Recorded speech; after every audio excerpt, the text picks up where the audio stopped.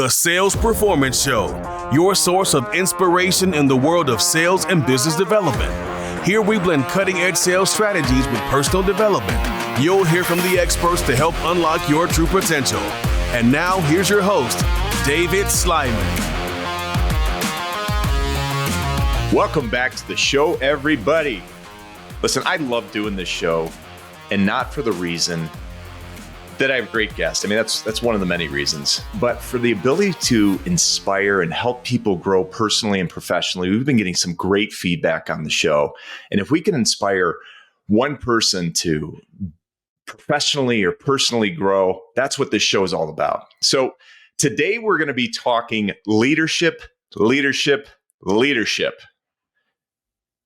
If you're in a position of leadership, or you've found yourself in a position of leadership, or you want to be a stronger leader, this is going to be the podcast for you. We have a great guest on today, and he's not only a speaker, an author, and a coach, but he touches the lives of people across this country, not only personally, but professionally, and he helps organizations grow.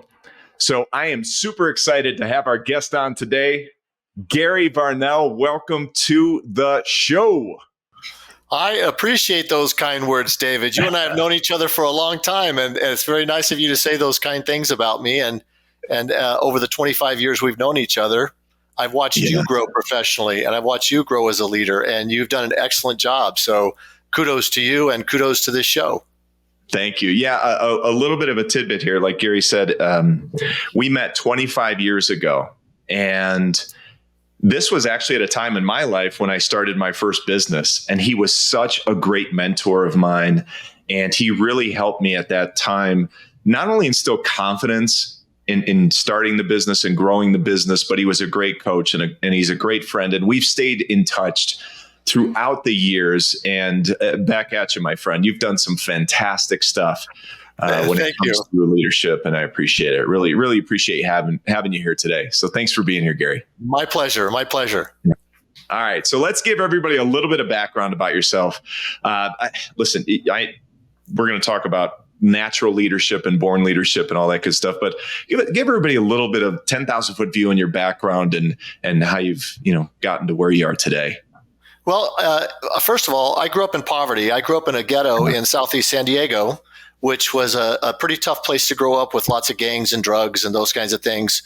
But from that, I learned a lot of things about leadership and about success. And I think we've talked about this, but it's interesting that a lot of the success principles and leadership principles are in the Bible. And my mom was a pastor, so I learned them in church in a roundabout way. And as I applied them, I tell you what, I went from poverty to running companies as a C-level executive. I played basketball in college. I had lots of success in different avenues of my life, and all from the leadership and the success principles that I learned. And that's what, if we apply them, they create the success. Do you think, obviously athletics, you played at a pretty high level, right? In college, and that helped you mold yourself as well? Athletics is, first of all, it helps you work with others. It helps you become a team player, but it also instills leadership qualities when you're playing with these other people. If you become that person that they look up to, admire, and respect, then all of a sudden now you're the leader or the captain of that team, and then that transfers over into corporate America. So athletics were great. I played college basketball, as we mentioned. I played pro summer leagues for several years. So and those tools and those skills helped me throughout life. And let me tell you something, everybody. This guy is still competing right now. He's like a pickleball champion in the region of Arizona, an amateur playing in pro level pickleball tournaments, right, Gary? That's right. Going to the Nationals in November. Unbelievable, man. Love to compete. Yeah, it's one of those things that's always in us, man. I love it. Can you just share a defining moment when you realized the importance of effective leadership? Maybe it was in your sports days, maybe it was in the business day, but we all know that it's important. And where do you feel like that was that defining moment where you're like, man, I'm a leader. I'm really moving into this. The defining moment actually, there was a couple. And the reason I say that is because I mentioned athletics. So I was named the captain of all the different teams I played on, the track team and basketball and football. And all of a sudden you realize that people are looking up to you, that they're watching you to see what and how you do things, how you act, how you treat other people, and that kind of stuff. Yeah. And once that hit me and I went into corporate America, all of a sudden I started out in sales, but when I became a sales manager of people, a leader of people, it was the exact same thing. All of a sudden, it clicked. Light bulb came on and said, okay, this is the same exact circumstance, but just in business. And so I knew that they were looking at me to see how I acted, how I treated other people, how I treated them with respect and trust and honesty. And it all came full circle. And it was like a light bulb moment in those two circumstances. There's so many elements to being a leader. And I always say this. Leaders aren't just the people who are standing up in front of the room talking, right? I think there's that, or on TikTok or in social media, showing these flashing the dollars and all this kind of stuff. That's not leadership. But can leaders, they always say leaders are born, but can leadership be taught? Certain people have a competitive spirit. They have that kind of drive to be out in front. So there are people that have that, but you can be taught leadership. Leadership it's kind of funny. Business, there's a skill side or a science side of business, which is the numbers. It's all those kinds of things, the skills of the job. But leadership is more about character. It's about who you are. It's about them looking up to, admiring, and respecting you. And that comes down to influence. And to me, influence is when you can change the minds and the thoughts of other people because of them looking up to you, admiring, and respecting you as an individual. So good. So good. It really does come down to respect. I think there's people who are put in leadership positions sometimes and maybe use that power, but it really is about when you're in a leadership position, it's really about the people, right? It really is. It is. And it's not leadership is so on this one thing, right? Where someone's a leader in place, but that's really not what it's about. It's about the ability to help and affect people in a positive way, or organizations for that matter, in a positive way. And I really want to stress that. And that was such a great point. Yeah, it's kind of funny. Aristotle, many, many years ago, talked about business or the art of persuasion and stuff. And he talked about logos, pathos, and ethos, which is logic, passion, and ethos is ethics. And that's the foundation of it all, is our character. In fact, you and I have talked about this, I believe, in the past, but in the talks that I've given on leadership to companies, I asked them the question, name qualities of the person that you look up to, admire, and respect, a leader that you do that. And every time, in the thousands of times I've done it, 80% of the things they talk about, like trust and honesty and character and all these different things, 80% of it is character. You have to have the skills. You have to know the job. But if you want the person they look up to, admire, and respect, you're just the manager. You're just the boss. Yeah, that's it, man. That is it. And, there's so many ways to be a leader, right? Without, again, standing up in front of the room or leading an organization. If you're within an organization, there are so many ways that you can become a leader. Or if you are a leader right now, I think we need to circle back to what we just said. Make sure that the people are being put first. And listen, it's a balance. We're going to come to a question on that, leading organizations, because it's a balance. Sometimes you got to move numbers and you've got to move the organization along and grow. But in the same time, you're dealing with people too, and personalities, and we're all wired differently. Yeah, but here's the thing, though. We're talking about the respect and the person, the character. When you're the kind of person that they look up to, admire, and respect, first of all, they follow you voluntarily. And second of all, They will do more for you than anybody else. So the numbers will move because they want your respect. They want to give you those numbers so that you say, wow, great job. So, recognizing those people in front of others, huge things, because recognition is a big thing for people. So interesting that it works that way.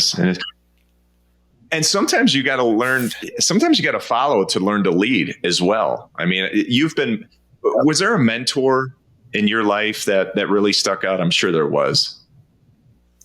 Well, there's been a lot over the course of time, which, coaches and those kinds of things.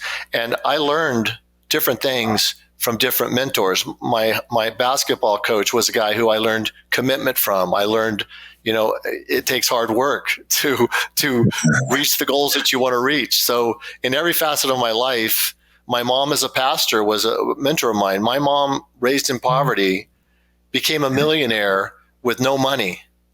So over time, I mean, we would, as a family, save Coke bottles, save copper wires so she could pay off little pieces of land in the mountains east of San Diego. And over time, she built that up to the point where she's now a millionaire and never made more than $18,000 in a calendar year. And she retired only like 7-8 years ago. So oh my goodness, that's a mentor right there. That is a mentor for sure. For sure. Yeah. Oh, what a great story. What a great story. Okay, if somebody finds themselves in a leadership role and they're new to it, what's some advice you would give them?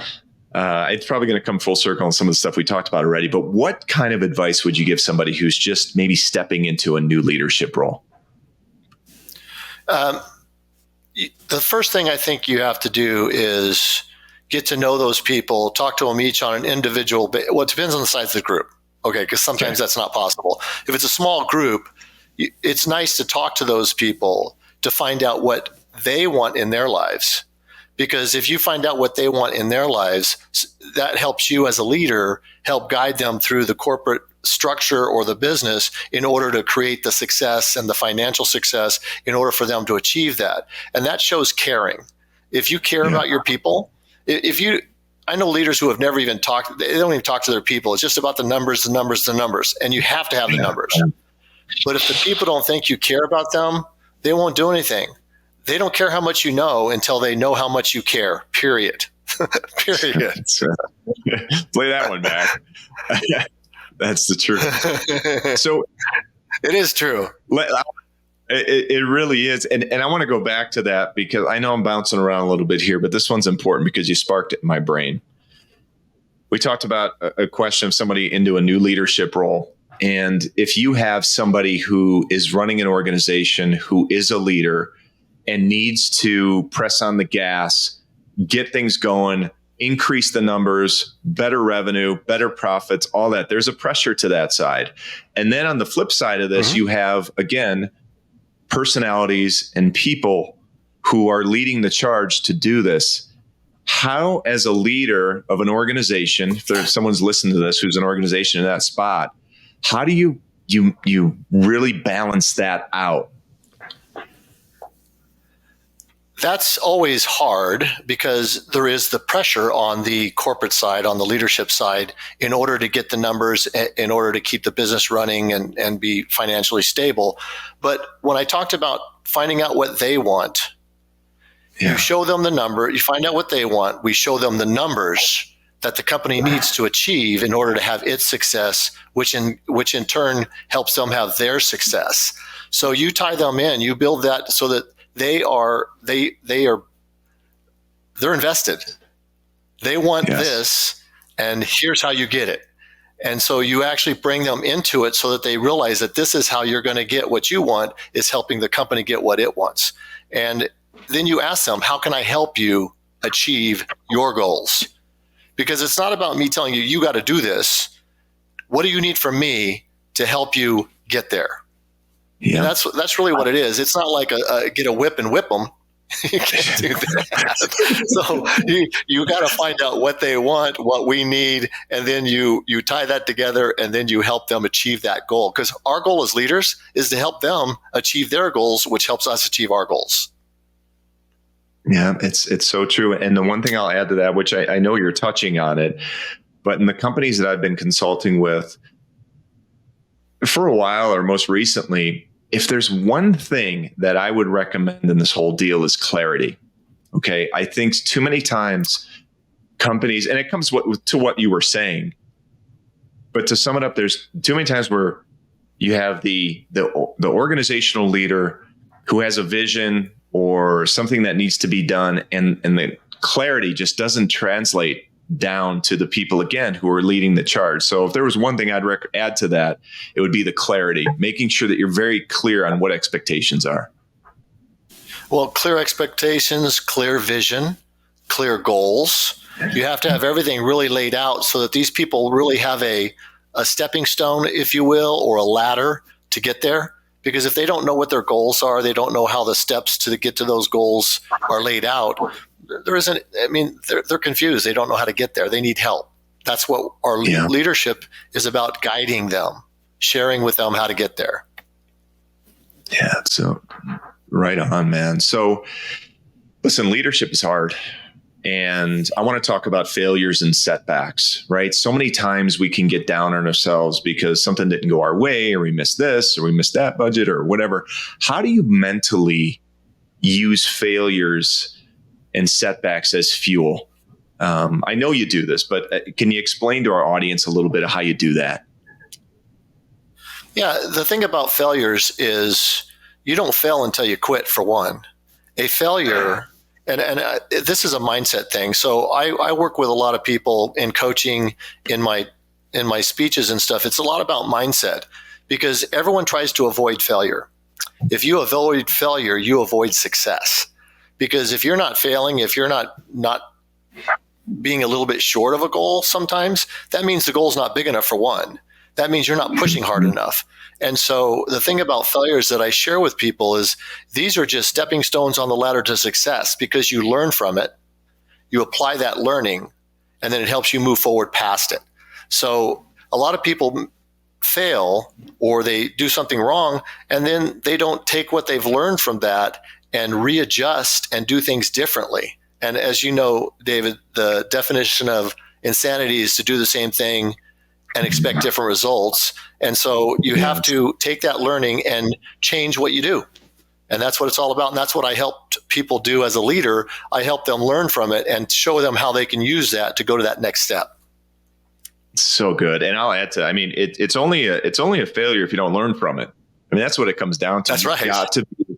You really have to. You show me a leader and I'll show you somebody who's had failures and ultimately have learned from those failures. And that's the difference between someone who can elevate more quickly or elevate at all, is by recognizing that, listen, take those failures, bring them on, learn from them, and then assess and ultimately push through and improve on it, for sure. Can I share one more thing about that? So you talked about failures and getting to the top. So failures, getting to the top is one thing, but getting that learning, but then getting the wisdom and ideas of help of others is how you create success. So those mentors, those people that are above you, those people that you know that have had success, we got to learn from them too. Because if you take what you learn from your failures, add their ideas, add their wisdom, that's how everyone gets to the top. No one's gotten to the top of any company without that, without the wisdom of others. Yes, that's the truth. And it goes back to that mentorship, right? It's so important to surround yourself with good people. That's the other thing that I think it's really overlooked, is making sure that you're surrounding yourself with good people.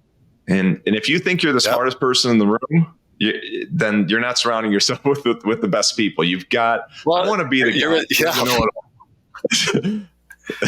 You're in the wrong room if you're the smartest person in the room. Go to another room. Get in another room and get with some smarter people, or people who can press you a little bit more. That's right. Because you're in the wrong room at that point. Right. That's how you're going to need that pressure. So listen, being a leader, I know this was a little bit early in my stage. There's imposter syndrome sometimes, right? How do you overcome doubts and insecurities with this? Because listen, we all have that little voice inside of our head. And as humans, we're wired this way. I don't know why, but if something challenge comes up or something new, we tend to go to the negative right away. It's just how people are wired. I don't know why or how. But ultimately, talk to me about the idea of really pressing through that, and what are your thoughts? Well, that everyone has, at some point in their lives or in their careers, there's always going to be doubts. And this is also, again, goes back to mindset. And in my life and in my career and in my development, I've always found mentors and leaders that I could read their books or talk to them on a personal basis, some of them. And when I was having trouble, I shared my issues with a small circle of people who had way more success than me. And that's, again, the wisdom of others. And they would always help me through that or explain to me where I was, because confidence is a internal issue. That's a mindset issue. The first book I wrote, Belief, the Foundation to Success. Belief, if you don't believe it here, you're never going to do it out there. And so you have to have belief, and you have to have belief in yourself. You have to believe that you can and will do what you want to do. You have to have that confidence, and that comes from reading positive things, surrounding yourself with those right people, and sharing. If we have a problem and we can't solve it, we got to find someone that can help us. And so if you have that small mentor group or that circle of friends or mentors, that's how you have to do it. You have to keep yourself positive by reading those things, talking to those people, and applying that information. Yeah, it is good information in, good information out, right? I mean, and it's a test. I mean, I always say break through these thresholds. Okay, you've got to try to stay positive, and I know it's hard sometimes when you have uncertainty, but you got to just break through those thresholds, because once you break through a threshold, then you're going to elevate your game, and then the next time, hopefully, you should be pushing yourself for another threshold at that point. And that's mental toughness. That's how you break through the barriers in those thresholds. Because Gary, you've seen this too. I've seen some people who are very, very close. They're very, very close to just getting there, or they're just about there, and they quit. Or they pivot and they don't. And so many times people are just so close to that threshold, and you got to keep pressing as hard as it is. If you believe in what you're doing and you believe that you can do it, you just got to press through those thresholds. And I believe that 110%. Yeah. That is exactly it. So let's go to high pressure situations. The one thing we talked about this. Yeah, go ahead. No, go ahead, please. No, we'll edit it. But go ahead. What was your thought? I lost my train of thought. I'm all off. All right, all good. All right. So listen, I want to talk about that mental toughness. We talked mindset. How do you maintain composure in those high pressure situations? Do you have any techniques you'd like to share with anybody? Well, I kind of shared a little bit a minute ago, because reading the positive things, all those kinds of, I've done a lot of things. So I've spoken in front of groups as small as 50 and as big as 25,000. So, and those are, to me, high pressure situations when you're speaking to large groups. And all I would do is remember why I was there, what I was trying to do. I kept my focus on what I'm there to do, what I'm there to provide. And if you're comfortable with where you are and what you're about to talk about, like, I know everything that I share, I know by heart because I lived it. And so when you're in a high pressure situation, you have to just take that deep breath, know in your heart and in your mind that you can succeed, which you talked about just a moment ago. And if you believe it fully, you can overcome you can overcome anything, not almost anything. You can overcome anything in life. If you believe it and you push hard enough, you can get there and you can overcome those pressure situations. My wife hates public speaking. And so before she would go up on stage, take a deep breath, think about what you're going to share, look someone in the eye and talk right to that one person. And that pressure all went away, because now you're just in a situation where you make yourself comfortable. And mindset is everything. Everything that we've talked about today is a choice. Your attitude's a choice. Your happiness is a choice. Whether you commit to something or not is a choice. Where you went to college was a choice. Where you are today is a choice because of what you've done in the past. And so we have to choose to move forward and push past those pressure situations. It's so true. And, Mike Tomlin said this, and he's the coach of the Steelers. And he says, it's not what you're capable of, but it's ultimately what you're willing to do. Right. Because you and I both work with some talented professionals. Right. And if there's one thing that irks the shit out of me, it's wasted talent. And you can have the most talented people in the world, but if they're not willing to put in the work and again, go back to what we talked about, test themselves and put themselves in pressure situations, get comfortable being uncomfortable, right? Like it's those kind of things that will help you grow personally and professionally. And that's, again, that's another, there's so many parts to unpack leadership, but that's a big one. That's a big one, to be able to put yourself in positions where you're uncomfortable. And listen, there are times I've flopped in certain things where I've been in high pressure situations, but I learned from it. And then the next time I was conditioned and I was ready to go and handle it. Well, so you're talking a little bit about fear there. With pressure, there's fear, right? There's fear of failure. There's fear of all those things. And fear is a phantom. It's not real. We make it up in our head. Oh, what if this happens? Well, okay. What if this happens? Okay. Just move past that, because if it happens, it happens, and then you deal with it and you move forward. But if we don't allow fear to overtake us, the pressure is not as much.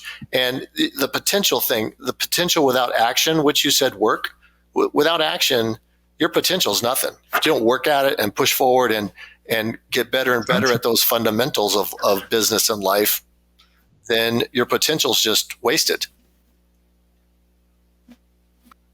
Yeah, it's funny. It's a funny story.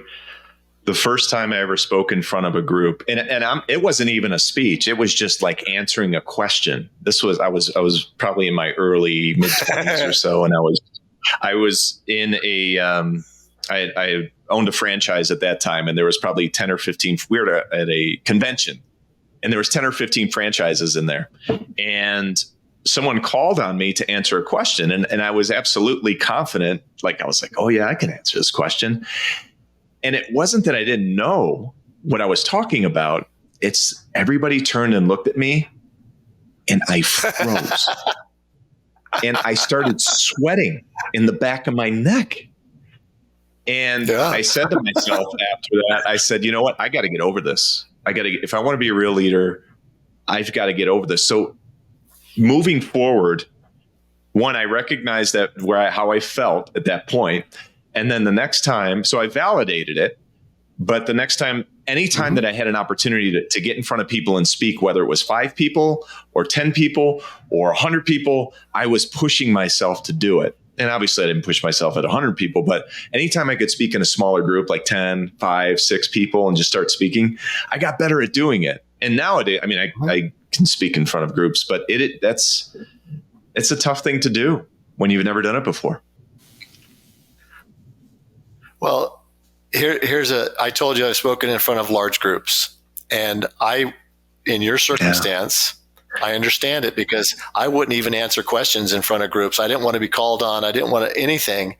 But when you put yourself into this situation over and over and over again, you become comfortable. So that's the fear again. You have to overcome fear and have courage. You have to just do it anyway. You just have to do it anyway.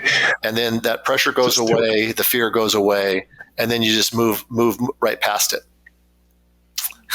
Just do it. Just do it. We talked about that on one of the previous podcasts. This guy, Art Williams, did a speech back in 1984 called Just Do It. If you ever get a chance to listen to it, it's fantastic, because it's that. You don't need to overthink it.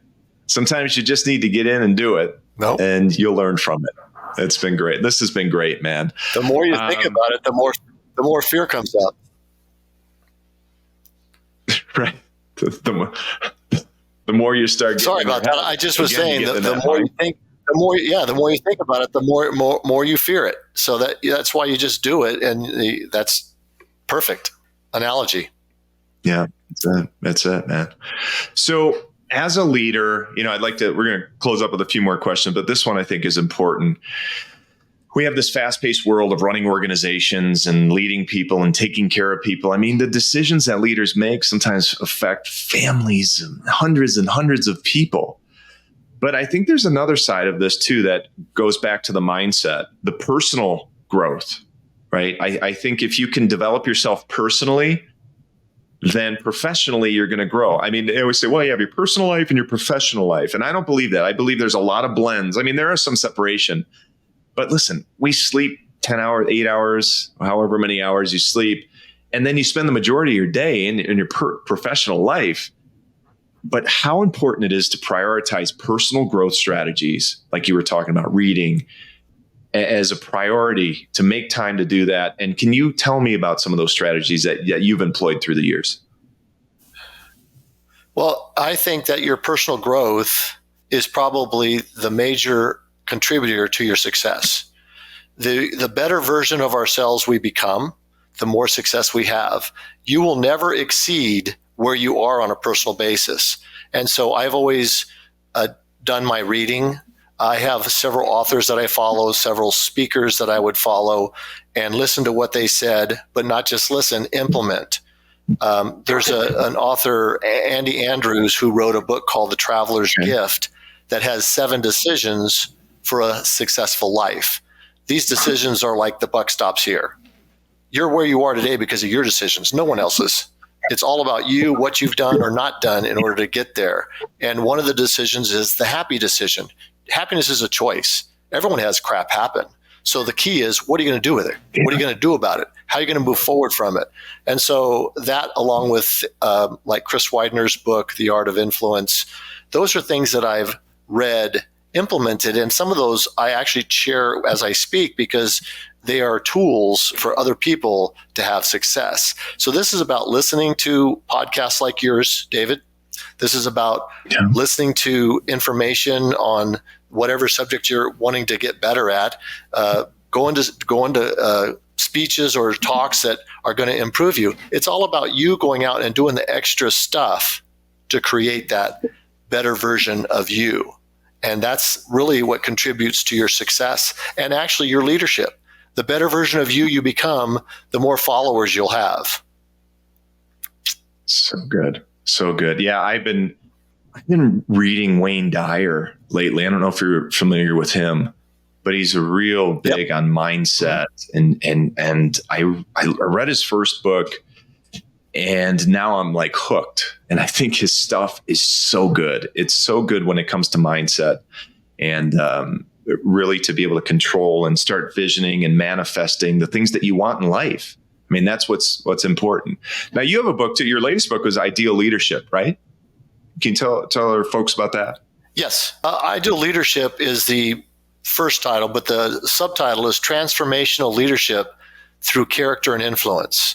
Because of what we've been talking about here today, it's not all about, but a major portion of leadership is about who you are as an individual. It's about your character and how other people perceive you, look up to you, and admire you. And in that book, I go through different levels of leadership, what they are, and how you get there. That one was an Amazon bestseller, and it's been a few years ago that I put that out. But it's really it's a short read because I write how I talk. So I'm not a writer. I write how I talk, and so it's a short book. I don't give any fluff. It's just, here it is. If you want to implement it, here it is. Yes. Take it and run with it, baby. Take it and run with it. Yeah. That's right. Well, listen, Gary, this has been, I've really enjoyed this. It is great seeing you again, man. Next time I'm back in Phoenix, let's make sure we get together. But I really appreciate you being on the show. Where can people find you if they want to check out your book or just maybe reach out to you? Talk about leadership. Where can they find you? Well, website is GaryVarnell.com. Last name is V as in Victor, ARNELL. So GaryVarnell.com. My email is Gary@GaryVarnell.com. And my books are on Amazon. If anyone is interested, Belief, the Foundation to Success, and then the Ideal Leadership book. So that's where I can be found. And thank you for the plug.